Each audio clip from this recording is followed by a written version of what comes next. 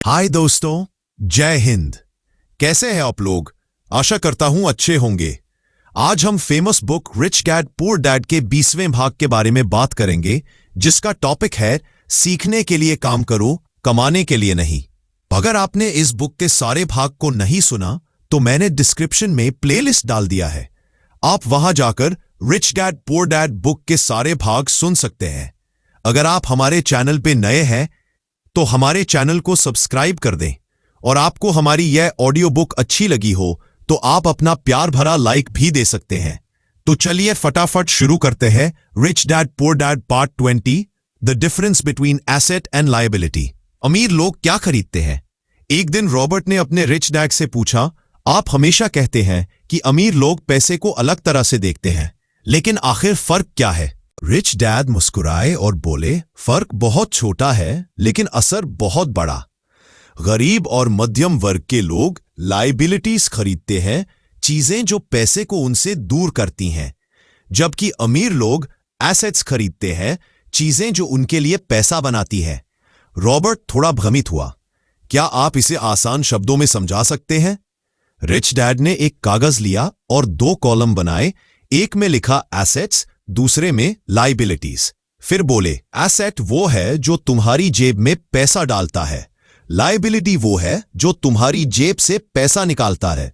उन्होंने आगे कहा, ज्यादातर लोग सोचते हैं कि उनका घर उनका एसेट है, लेकिन अगर वो घर तुम्हारी जेब से हर महीने ईएमआई, टैक्स या रिपेयरिंग के नाम पर पैसा निकाल रहा है तो वो एसेट में ही लायबिलिटी है। रॉबर्ट ने थोड़ा सोचते हुए कहा, मतलब अगर मैं एक मकान किराए पर देता हूं और उससे इनकम आती है तो वो एसेट हुआ? रिच डैड ने मुस्कुराकर कहा, सही कहा, जो चीज तुम्हें इनकम दे वो एसेट है, जो सिर्फ खर्च बढ़ाए वो लायबिलिटी। उन्होंने कहा, देखो बेटा, यही फर्क अमीरों और गरीबों के बीच दीवार बनाता है। गरीब लोग जैसे जैसे पैसे कमाते हैं वैसे वैसे नई लायबिलिटीज खरीद लेते हैं, नई गाड़ी, बड़ा घर, महंगे कपड़े, फैंसी मोबाइल, और फिर कहते हैं कि उनके पास पैसे नहीं बचते। रिच डैड ने गहरी आवाज में कहा, अमीर लोग पहले एसेट बनाते हैं, बिजनेस, रेंटल प्रॉपर्टी, शेयर या कोई ऐसी स्किल जो इनकम देती रहे। फिर उन्हीं एसेट्स की इनकम से वो लायबिलिटीज खरीदते हैं।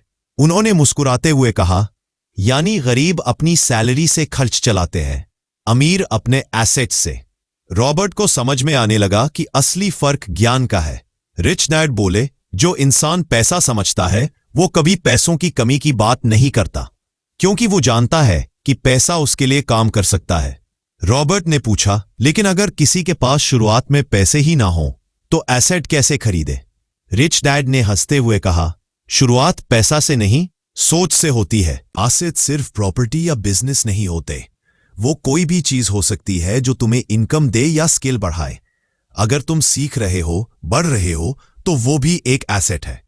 उन्होंने कहा, शुरुआत छोटे एसेट से करो, कोई किताब, कोई कोर्स, कोई साइड स्किल जो तुम्हें पैसे कमाने की समझ दे। धीरे धीरे यही छोटे एसेट्स बड़े बन जाते हैं।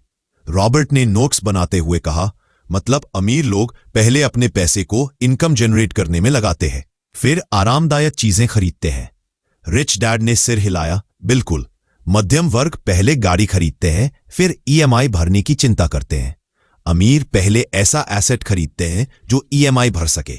उन्होंने कागज की तरफ इशारा करते हुए कहा, अगर तुम अपने वित्तीय जीवन को देखो तो एक सिंपल सवाल पूछो, क्या जो चीज तुम खरीद रहे हो वो तुम्हारी जेब में पैसा डाल रही है या निकाल रही है?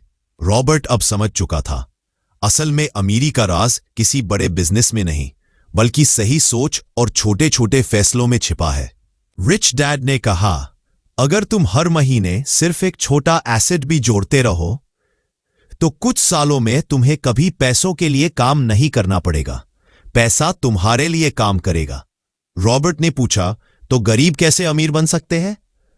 रिच डैड बोले, बस अपनी सोच बदलकर। हर खर्च करने से पहले खुद से पूछो, क्या यह मेरे लिए काम करेगा या मैं इसके लिए काम करूंगा? उन्होंने मुस्कुराते हुए कहा, अमीर लोग इसलिए अमीर हैं क्योंकि वो जानते हैं कि क्या खरीदना है।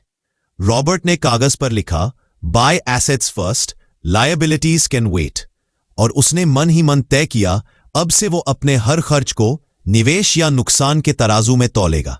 दोस्तों, इसी प्रकार के और भी ऑडियो बुक के लिए हमारे चैनल को सब्सक्राइब कर दें और अपने दोस्तों के साथ भी शेयर कर दें। और हाँ, अपने कमेंट जरूर दें कि आपको यह ऑडियो बुक कैसी लगी और इसमें क्या कमी है। हम उसमें जरूर सुधार करेंगे। और आपको यदि कोई और ऑडियो बुक चाहिए तो हमें कमेंट कर दें, हम उसे भी देने का संपूर्ण प्रयास करेंगे।